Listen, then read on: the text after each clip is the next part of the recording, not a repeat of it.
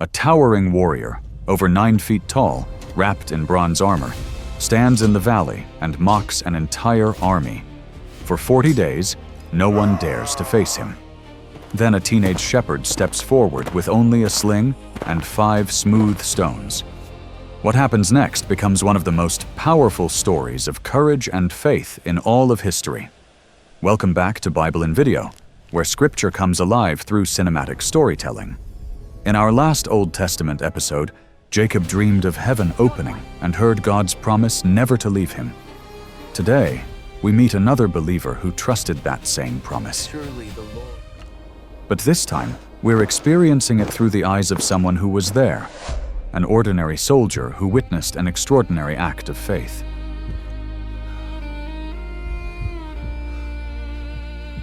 My name doesn't matter. I'm just another spear in Saul's army. I'm standing on this hillside in the Valley of Elah, and my hands won't stop shaking. They haven't stopped for 40 days.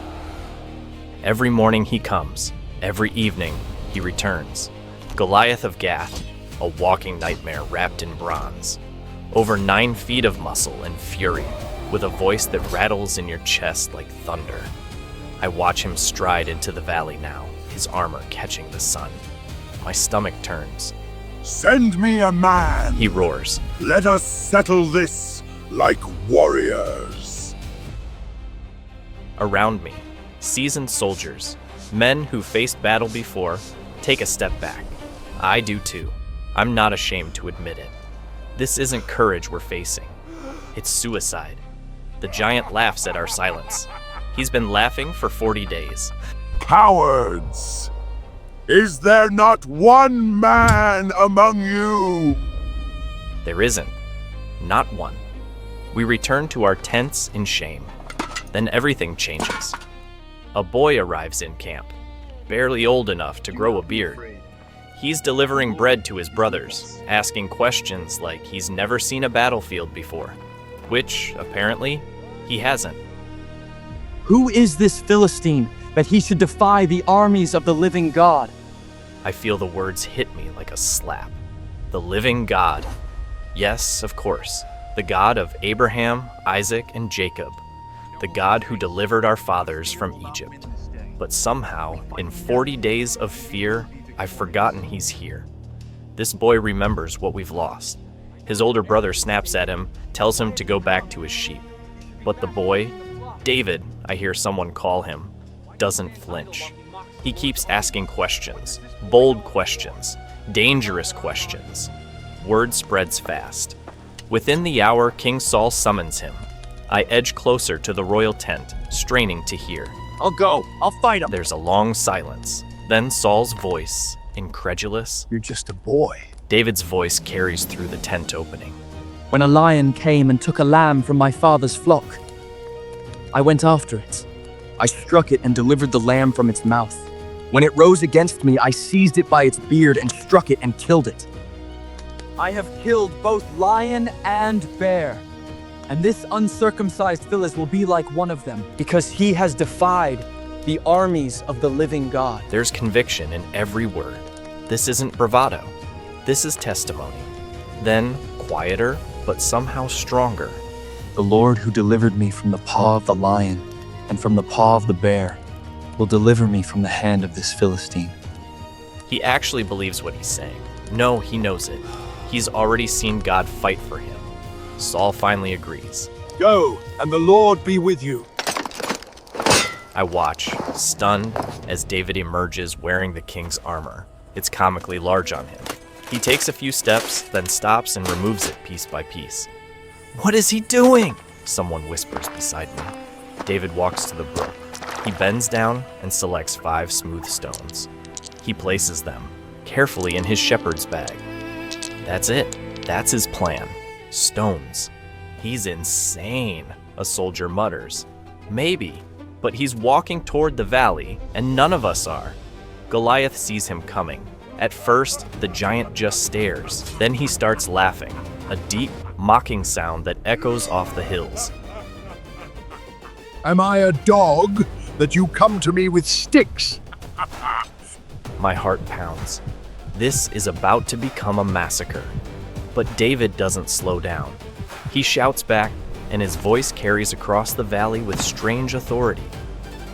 You come to me with a sword, a spear, and a javelin. But I come to you in the name of the Lord of hosts, the God of the armies of Israel, whom you have defied. I feel something shift in my chest. It's like the air itself is holding its breath.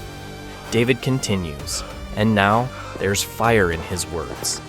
This day the Lord will deliver you into my hand, and all this assembly shall know that the Lord does not save with sword and spear, for the battle is the Lord's.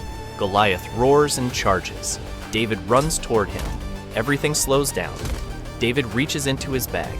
The sling whirls above his head, once, twice. I can hear it cutting the air. He releases. The stone flies. True. Thwack. Goliath's forward momentum stops. His eyes go wide. Then he falls. Forward, face first, like a felled tree. The ground shakes when he hits. For 3 heartbeats, nobody moves. Nobody breathes. Then David runs forward, draws Goliath's own sword, and finishes it. The Philistines scream. They turn and run. And suddenly, I'm running too, but forward this time. We all are, shouting, chasing. The fear that's held us captive for 40 days shatters in an instant. A shepherd boy versus a giant. God just finished a giant through a shepherd boy who believed him. I'll never forget what I learned that day in the Valley of Elah. Faith isn't about size, strength, or experience. It's about knowing who fights beside you. David didn't see a giant. He saw an enemy of God, and he knew how that story would end. When we face our own giants, the question isn't, am I strong enough? It's, is God great enough? And if we answer that honestly, we'll find courage we didn't know we had. God still delights in using the unlikely, the overlooked, and the ordinary when they come in His name. The Valley of Elah still exists in Israel today. You can walk the same ground where this battle happened and pick up smooth stones from the same brook David used. Some scholars believe David chose 5 stones because Goliath had 4 brothers. He was prepared to face them all if needed. That's not fear. That's faith planning ahead. The name Goliath means exile, a fitting description for someone who stood outside God's presence while mocking His people. This wasn't just a victory. It was a declaration heard across centuries. No power of man can stand against the power of faith. Some claim this story is merely inspirational legend, not historical fact. Yet the geographical details match perfectly. Ancient manuscripts are consistent, and archaeological evidence supports the biblical account. Whether viewed as history or parable, the truth it teaches remains. One act of genuine faith can change everything. What giant are you staring at today that seems impossible to defeat? How does seeing it through this soldier's eyes change your perspective? If this soldier's testimony strengthened your faith, please like and subscribe to Bible in Video for more journeys through Scripture and history. Next time, we'll step into our Heroes of the Faith series to follow David Livingstone, the missionary explorer who walked into the heart of Africa armed not with weapons, but with compassion, courage, and the gospel.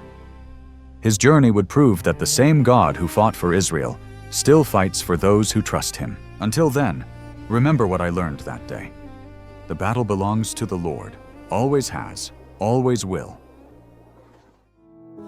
The voice that formed the stars above now calls a servant's heart to trust. The first, the last, the ever-living one. I am the flame that never dies. Even I am He. There is no God but me. I wound and I heal, I give and I take. My hand of mercy none can break.